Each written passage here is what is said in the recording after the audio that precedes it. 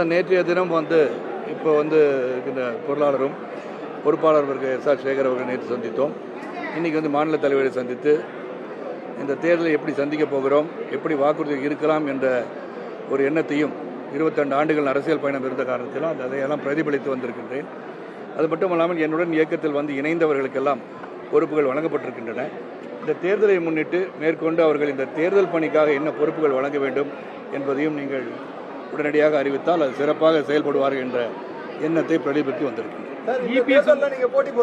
இந்த தேர்தலில் நான் போட்டி போடலாங்க. என்னுடன் கிட்டத்தட்ட 30 ஆண்டுகளுக்கு மேல் பயணித்தவர்கள் அவர்கள் இந்த தேர்தலில் வாய்ப்பு தர வேண்டும் என்பதையும் நான் வலியுறுத்தி இருக்கின்றேன்.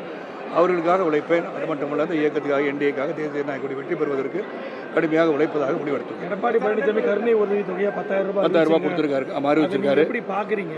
இல்லை, இப்போ மக்களுக்கு சென்றடைகின்ற பணத்தை எப்படி பார்க்கணும்னு சொன்னால் அவங்களுக்கு நல்லது தானே பண்ணுறாங்க இல்லையா? அவங்களுக்கு பல விஷயத்தில் பாதிக்கப்பட்டிருக்கிறார்கள் அப்படின்னு சொல்லும் போது அது பாதிப்புகளை நிறைவேற்றும் அளவிற்கு அவங்க 1 கோடி பேருக்கு 10,000 ரூபாய் ஒரு முறை தருகிறதுன்னு முடிவு பண்ணியிருக்காங்க.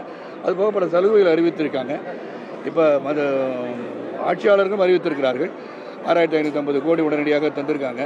கோடை காலம் எல்லாம் சொல்லி 3,000 + 2,000 5,000 ரூபாய் கொடுத்து அது கிட்டத்தட்ட பார்த்தீங்கன்னா 6,500 கோடிக்கு மேலே கொடுத்துருக்காங்க. ஸோ இது மக்களுக்கு செல்கின்றது, மக்களுக்கு நல்லது செய்வது என்பது நல்லது தான் நான் சொல்லுவேன்.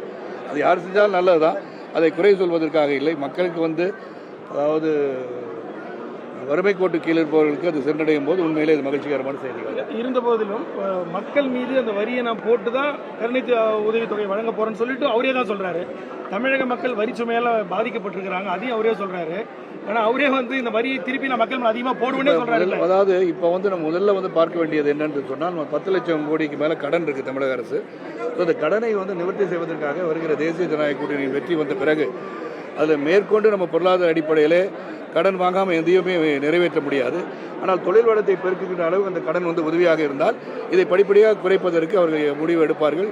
அதை சிறப்பாக செயல்படுவார்கள் எண்ணம் எனக்கு இருக்கு. மக்கள் மீது வரியை போடுறதும் சரின்றீங்க?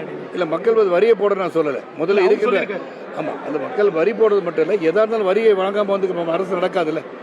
வரி விதிக்காமல் அந்த காலத்தில் பண்டைய காலத்திலிருந்து வரி விதித்து தான் வரியை வாங்கி தான் அவங்க ஆட்சி நடத்த முடியும். இல்லாட்டி ஒரு வரி வருமான வரி கிடையாது, எந்த வரியும் கிடையாது, வாங்குகின்ற பொருளுக்கு வரி கிடையாது என்று சொன்னால் அரசுக்கு வருமானமே கிடையாது. எந்த அளவுக்கு அந்த வரி சுமையை அவங்க பாதிக்காத அளவுக்கு இருக்கிறதோ அது சிறப்பாக இருக்கும். அதுக்கு அவங்க திட்டங்கள் வகுக்கட்டும்.